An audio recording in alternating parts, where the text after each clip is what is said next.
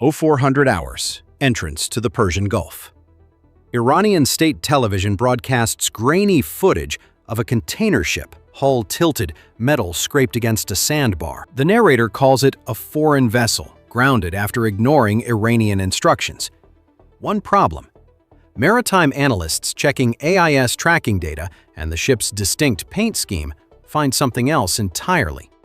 That ship has sat in the exact same position since mid-March, months before this footage ever aired. So why does Tehran need an old wreck to look like breaking news? And what is actually happening in these waters right now? The story starts on June 25th at 1410 UTC. A container ship named Ever Lovely, registered in Singapore and operated by Evergreen, takes a hit from an Iranian one-way attack munition. The impact lands on her starboard side, 7.5 nautical miles southeast of Dahit, Oman.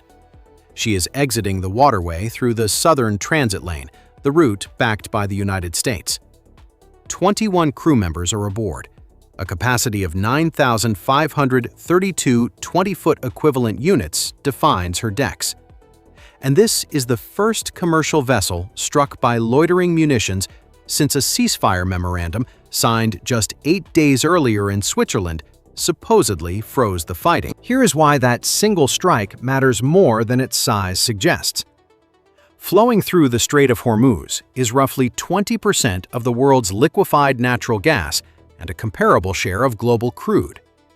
Prior to the February air campaign launched by the United States and Israel against Iranian targets, around 140 ships transited daily. Estimates for mid-2026 show that number falling below 10. This represents a 93% collapse in traffic through one of the planet's tightest choke points. In response, war risk insurance on vessel hulls climbs to 1% per week, 4 times the pre-conflict rate. Under these conditions, a single transit can cost ship owners more in insurance premiums than the cargo itself is worth. Consequently, when the aerial weapon hits Ever Lovely 8 days into a supposed truce, it does not just damage one ship.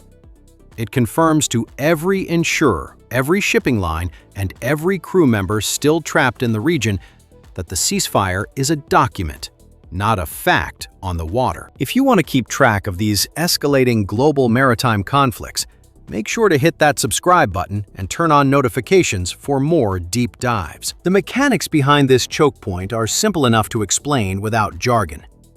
Picture a 2-lane highway squeezed into one.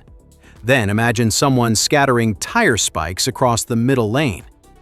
That is roughly what the IRGC has done with an estimated 80 active sea mines, specifically Soviet-era contact mines and acoustic bottom-influence munitions placed inside the waterway's central traffic separation scheme, the designated shipping lane used for decades to keep inbound and outbound traffic apart.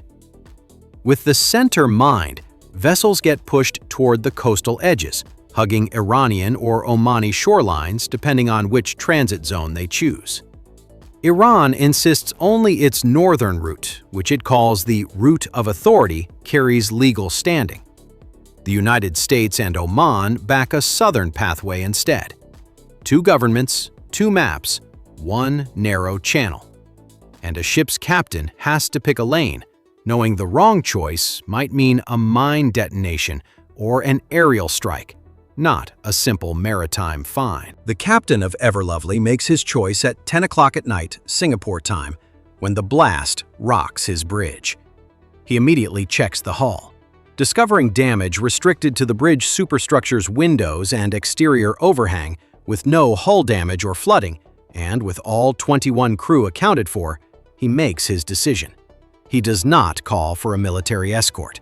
He proceeds outbound through the Omani Passage anyway, finishing the transit his ship started.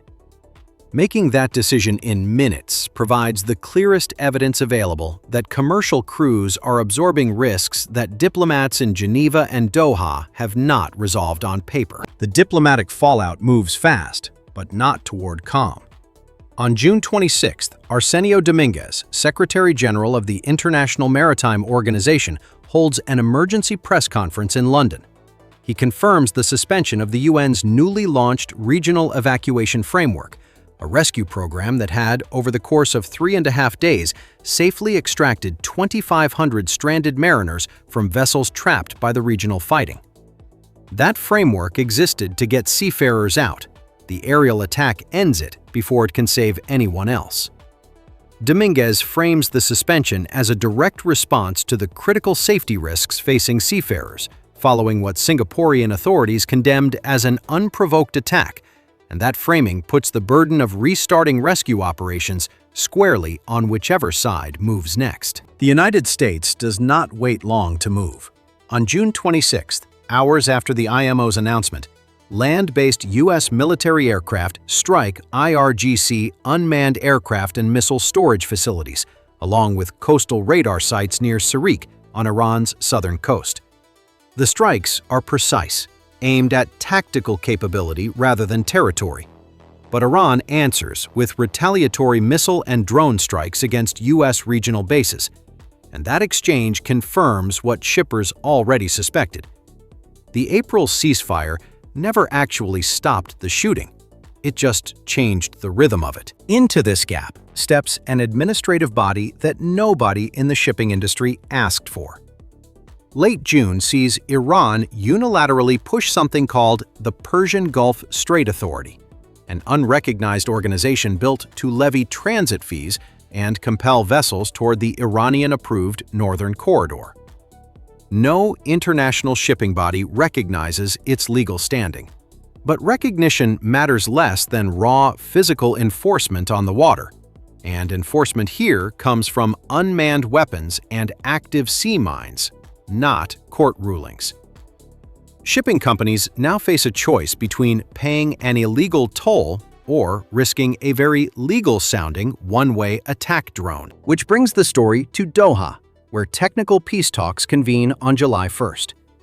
U.S. envoy Steve Witkoff and Iranian negotiator Kazem Garibabadi sit across from each other, and the talks deadlock almost immediately over shipping lane sovereignty.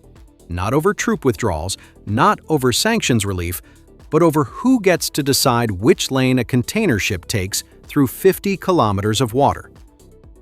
This single sticking point explains why a ceasefire signed in Switzerland in June still leaves captains guessing which coastline is safer to hug in July. And this is where the grounded ship re-enters the story, because Tehran needs a propaganda win.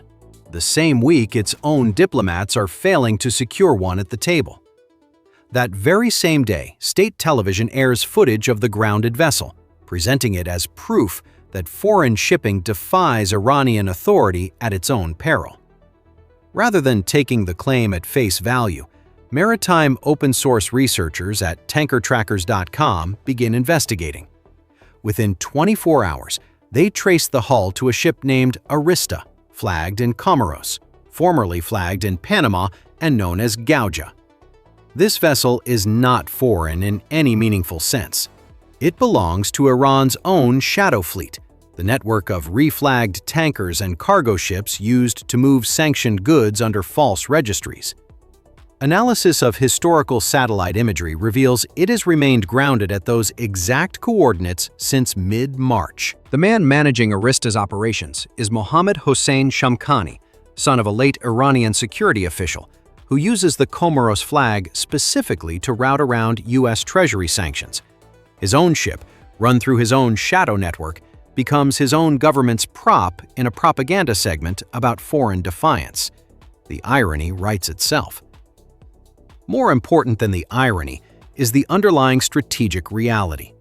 If Iran needs archival footage of a grounded ship to manufacture a deterrence narrative, that suggests actual recent compliance with the Northern Passage is thin, and the newly established Transit Authority is collecting less obedience than its founders hoped. None of this happens in a vacuum of past precedent. Iran has run this playbook before.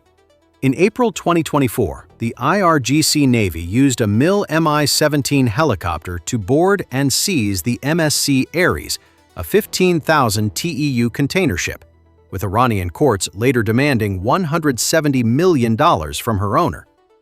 That fine had no basis in international maritime law, but served as immense geopolitical leverage. The pattern repeats now with mines instead of helicopter boarding parties, unmanned platforms instead of gunboats, and a fabricated grounding instead of a staged seizure. The tools evolve. The objective? Control over who moves through the waterway and at what price stays constant. For naval planners watching this unfold, 3 lessons stand out, and none of them involve waiting for diplomacy to finish its work. To begin with, a signed memorandum does not equal an active ceasefire, and treating paper agreements as operational fact gets crews killed or ships grounded. Furthermore, commercial captains are now forced to make tactical decisions once reserved for naval officers, choosing lanes, absorbing hits, and pressing on without escort because no military protection is coming in time. Finally, information warfare moves as fast as kinetic warfare in this conflict. An old wreck can become breaking news within hours, and only independent tracking, cross-referencing hull numbers against public shipping registries, catches the deception before it hardens into accepted narrative. The geography itself has not physically changed. Same 39-kilometer width, same shipping lanes carved decades ago for tankers twice the draft of today's container giants. What has changed is who gets to say those lanes are safe, and that question now sits unresolved between a mined central channel, 2 rival transit paths, and a ceasefire that exists mostly in the language of a memorandum nobody on the water fully honors. Ever-Lovely made it through. Arista never will. Not because a recent violation put her there, but because a shadow fleet ship makes a more useful photograph than a real threat. 20% of the world's gas still needs to pass through this gap. And until someone enforces 1 map instead of 2, every ship threading that needle does so on borrowed time, not on any peace that has actually arrived.